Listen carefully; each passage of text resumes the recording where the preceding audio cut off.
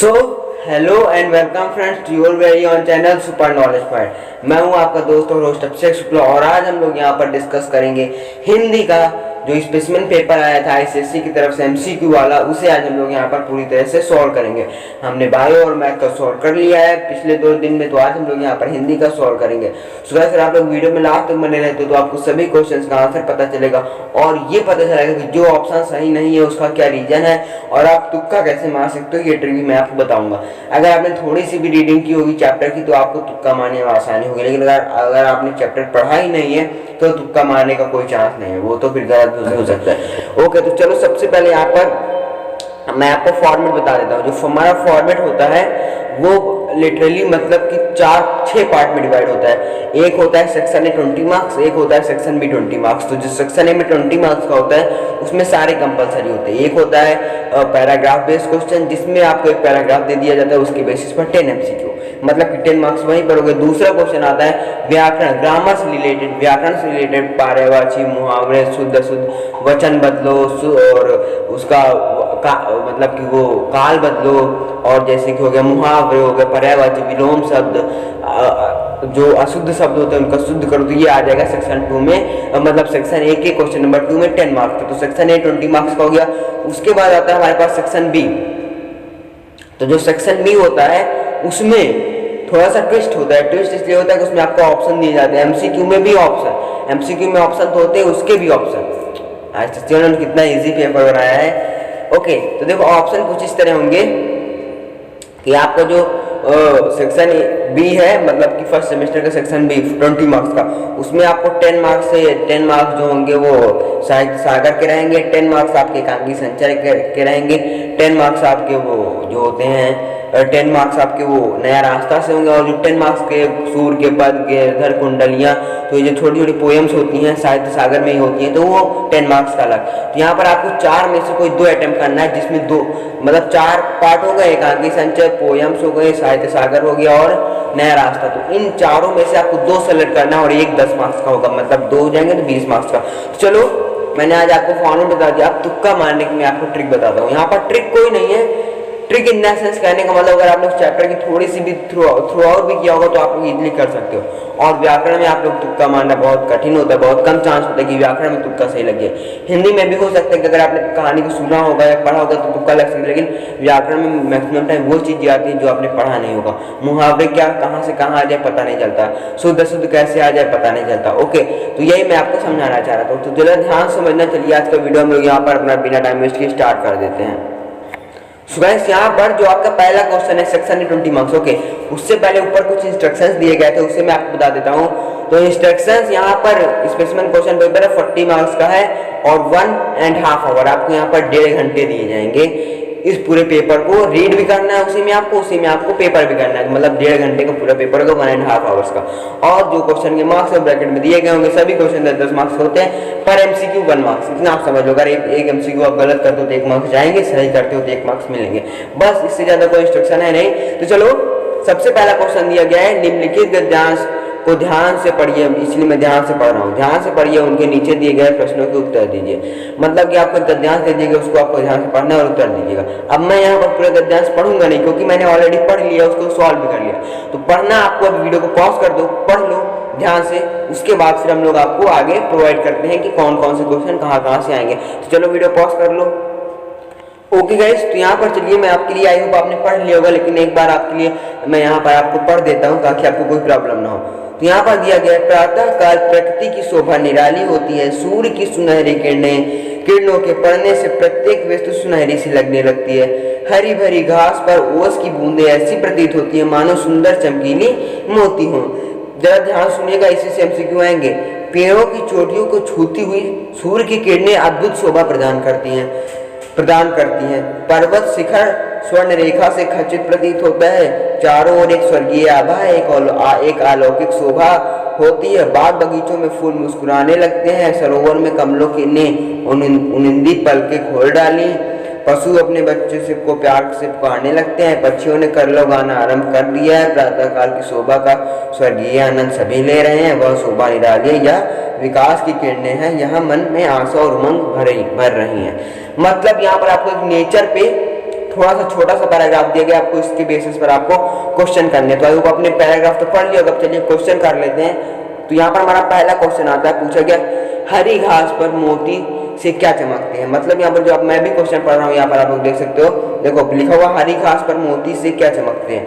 तो हरी घास पर ऑप्शन दिया गया है वर्षा की बूंदें, ओस की बूंदें, और क्या दिया गया चौथा वाला रक्त की बूंदें और मोती। तो यहाँ पर जो आपका सही आंसर हो जाएगा वो हो जाएगा सी, ओस की बूंदें। मतलब जब हरी घास पर ओस की बूंदें गिरती तो मोती से चमकती हैं। ओके, फिर चलो नेक्स्ट वाला देखें। नेक्स्ट वाला है पर्वत शिखर कैसे प्रतीत होते हैं। पर्वत शिखर कैसे प्रतीत होते हैं, अब इसमें 4 ऑप्शन आपको दिए गए, जरा ध्यान से पढ़ो। स्वर्ण रेखा से खचित, काले रंग से खचित, बादलों से घिरे हुए, पेड़ पौधे से भरी। तो यहाँ पर जो आपका एकदम करेक्ट आंसर हो जाएगा वो हो जाएगा ए, स्वर्ण रेखा से खचित। आपने अभी पढ़ा भी था।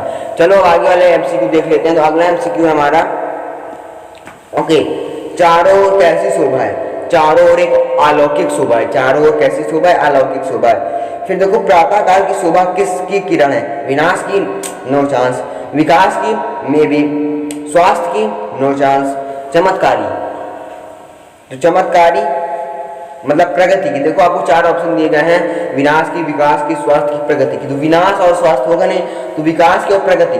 अब देखो यहाँ पर हो क्या सकता है, हो ये सकता है क्योंकि विकास सबका होता है, प्रगति किसी एक लोग के यहाँ होती है। तो विकास पूरे देश का होता है। तो जब नया दिन होता है तो सबके यहाँ विकास होता है। ओके, यहाँ पर आपका ऑप्शन नंबर जो विकास है वो सही हो जाएगा।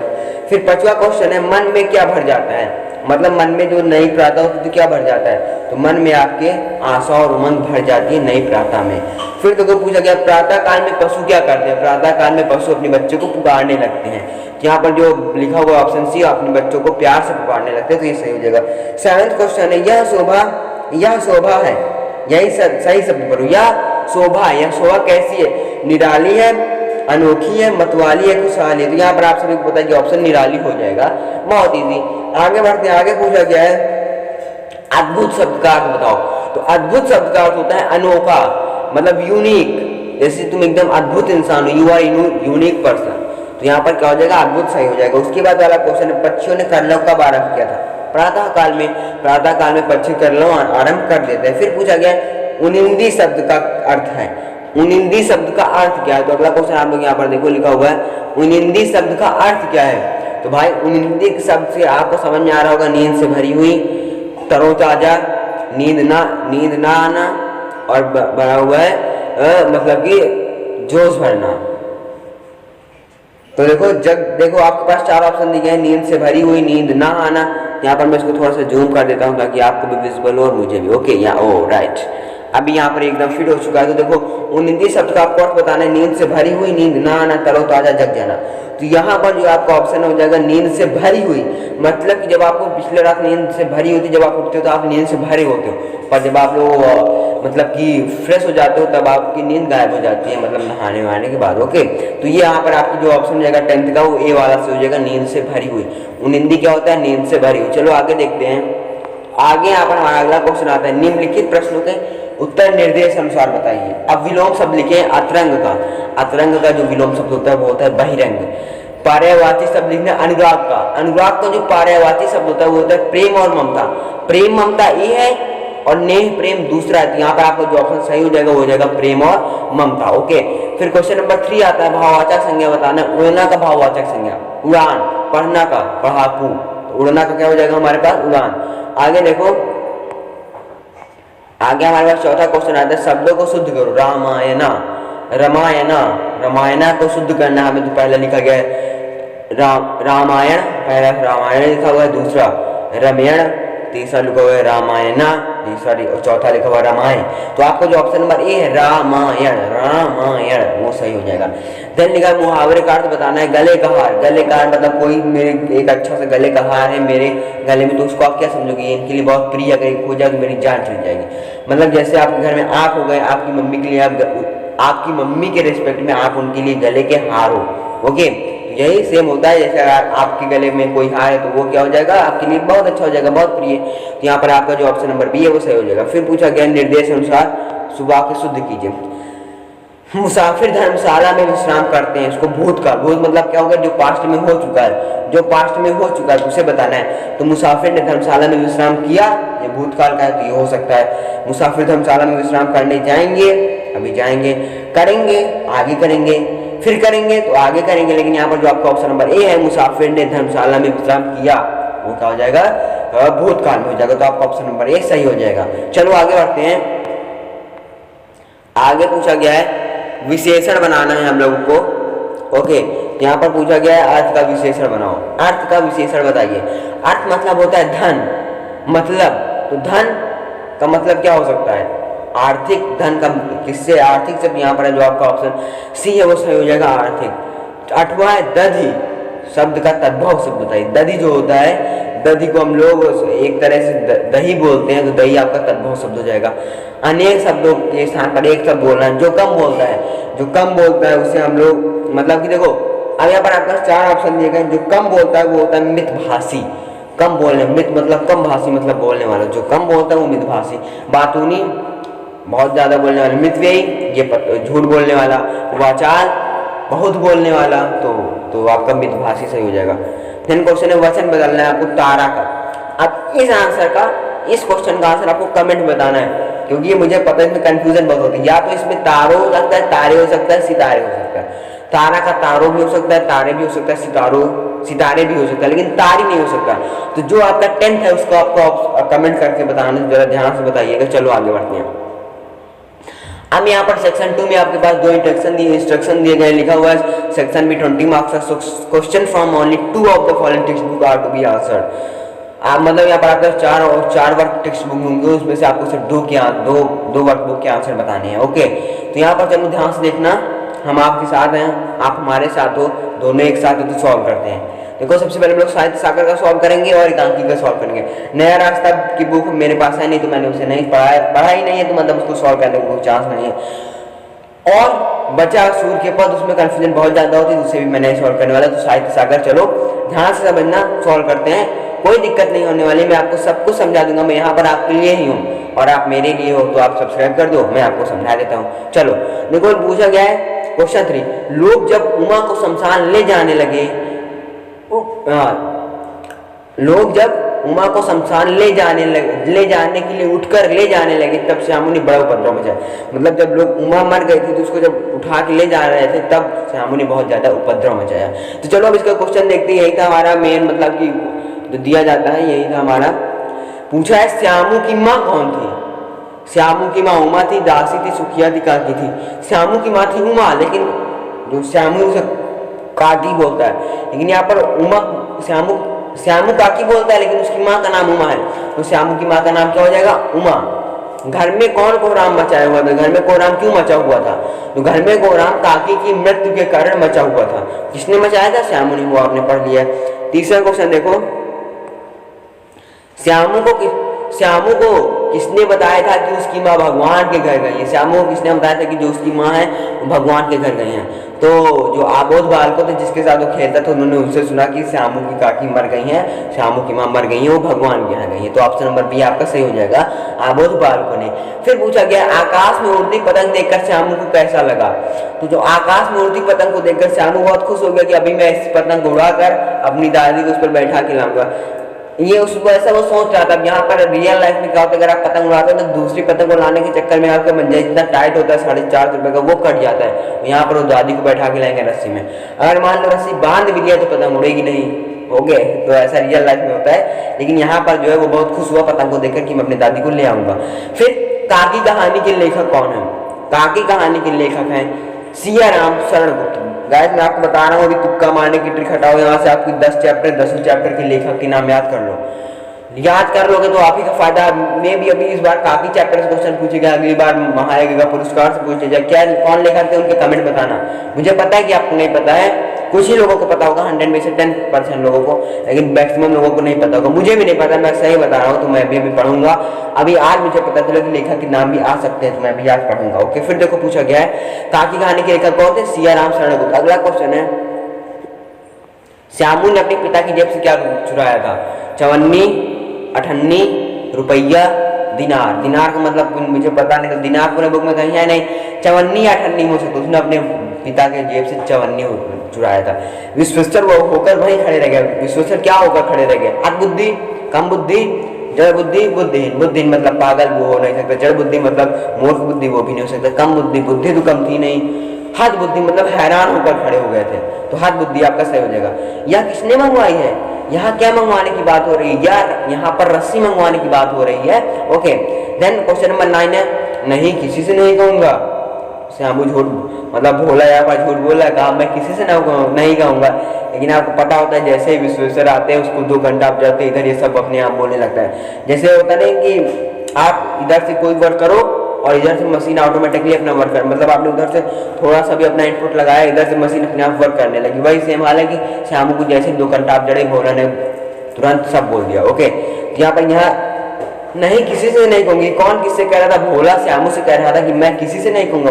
मैं भोला हूँ, मैं आपसे कह रहा हूँ हाँ सब्सक्राइब कर दो, मैं किसी से नहीं बताऊंगा कि आपने सब्सक्राइब किया है। ओके चलो आगे, तुम भोला ने श्यामू से। आगे यहाँ पर है, लोग बड़ी कठिनता से उसको हटा पाए। यहाँ किसे कठिनता से हटाया गया है? अरे यार भोल श्यामू को हटाया गया, क्योंकि जब उसकी दादी को लोग ले जा रहे थे, वो उपद्रव मचा के उसके ऊपर चढ़ गया था। लोग उससे बहुत मुश्किल से हटाए थे, तो कौन हटाया जा रहा था? श्यामू। अब आते हैं हमारे पास साहित्य सागर की पोएम्स, तो इसे मैंने अभी पढ़ी नहीं है क्योंकि ये हम लोग स्कूल में पढ़ाया नहीं जाता है, तो इसे हम लोग नहीं पढ़ते हैं। क्योंकि यहाँ पर बहुत पढ़ सकते हो, लेकिन जब 2 एकदम क्लियर है क्यों हम लोग फालतू में दिमाग खराब। वैसे इससे आगे क्वेश्चन भी नहीं आएंगे तो कोई वो नहीं है, कंपल्सरी नहीं, आप पढ़ सकते हो अगर आपको ईजी लगता है। चलो इसके बाद आता है नया रास्ता। नया रास्ता की बुक है नहीं मेरे पास, तो मैंने इसको भी नहीं पढ़ा, वैसे ऑप्शनल है तो कोई दिक्कत होने वाली नहीं है। अगर आपने पढ़ा तो बता दीजिएगा, मैं इसका भी सॉल्यूशन ले आऊँगा। अभी यहाँ पर हम लोग बात करते हैं अपने एकांकी संचय। 10 मार्क्स का आएगा, 10 क्वेश्चन होंगे। अब चलो ध्यान से समझ लो। पहले लिखा हुआ है क्वेश्चन नंबर 6, अगर तुम्हारी सामर्थ्य कम थी तो अपनी बराबरी का ही घर देख लेते। मतलब यहाँ पर बताया गया है, अगर तुम्हारी सामर्थ्य कम थी, मतलब अगर तुम्हारी औकात कम थी तो अपने बराबर वालों का घर देखते। यहाँ तुम राजा मतलब कि अमीर लोगों के यहाँ क्यों शादी करवाने ले आए अपनी बहन की, तो ये बात चल रही थी वहाँ पर। जीवनलाल कौन था? जीवनलाल राजेश्वरी का पति, प्रमोद का पिता, विमला का पति, कमला का पति। अगर आपने कैरेक्टर पढ़ा होगा तो आपको पता होगा जीवनलाल राजेश्वरी का पति था। ए वाला। प्रमोद कौन था? प्रमोद था कमला का पति, राजेश्वरी का पति। राजेश्वरी का पति तो जीवनलाल था। जीवनलाल का बेटा इनमें से कोई नहीं, तो जो प्रमोद था वो कमला का भाई था। कमला का भाई कौन था? प्रमोद था। लेकिन वो ऑप्शन यहाँ पर दिया नहीं गया, तो यहाँ पर आप लोग कहेंगे इनमें से कोई भी नहीं। तीसरा पूछा गया, कमला को मायके ले जाने कौन आया था? कमला को मायके ले जाने प्रमोद आया था कि चलो बहन मेरे साथ अपने माँ के घर चलो। ओके, तो प्रमोद आया था। देन हम गौने में आपकी हर मांग पूरी करेंगे, किसने कहा था? Sorry guess. ओके, यहाँ पर पूछा गया हम गौने में आपकी हर मांग पूरी करेंगे, किसने कहा था? तो जो कहा था, ये वर्ड कहा गया, वो कहा गया है प्रमोद के द्वारा में। मतलब कि जो आपका चौथा क्वेश्चन है वहाँ पर प्रमोद ने कहा था कि अब हम आपका जो गौना होगा तो वहाँ पर आपकी सारे जितनी भी वो मतलब की शर्तें वो हम सब पूरी कर देंगे, मांग पूरी कर देंगे। फिर यहाँ पर क्वेश्चन नंबर 5 है, विदाई की क्या मांग थी? मतलब जो जीवनलाल जी को जख्म लगा था, मतलब कि पैसों का वो कितना था, उस जख्म को भरने के लिए उनको 5000 रुपए चाहिए थी। तो विदाई की क्या मांग थी? 5000 रुपए। सब एक ही धातु से बने हैं। कथन का वक्ता तथा श्रोता कौन है? ये जैसे ही प्रमोद कहने जा रहा था अपनी, मतलब प्रमोद अपनी बहन से कह रहा था कमला से, प्रमोद कमला से कह रहा था, तभी राजेश्वरी आ जाती। लेकिन जब वो बात कह चुका होता तब राजेश्वरी आती। मतलब कि यहाँ पर प्रमोद ने कमला से कहा। ओके, प्रमोद कमला से। देन माँ से बोलते हो, माँ से क्या बोलते हो? माँ से झूठ बोलते हो, माँ से सच बोलते हो, माँ से तेज बोलते हो, माँ से धीरे बोलते हो।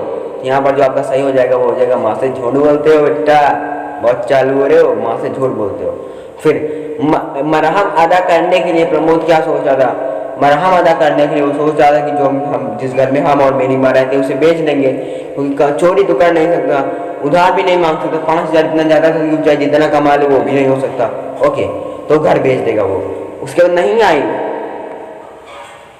अगला क्वेश्चन है, नहीं आई क्यों? तबीयत तो ठीक है उसकी। कथन में किसके आने की प्रतीक्षा हो रही? मतलब यहाँ पर कहा गया क्यों नहीं आई, और तबीयत तो ठीक है उसकी।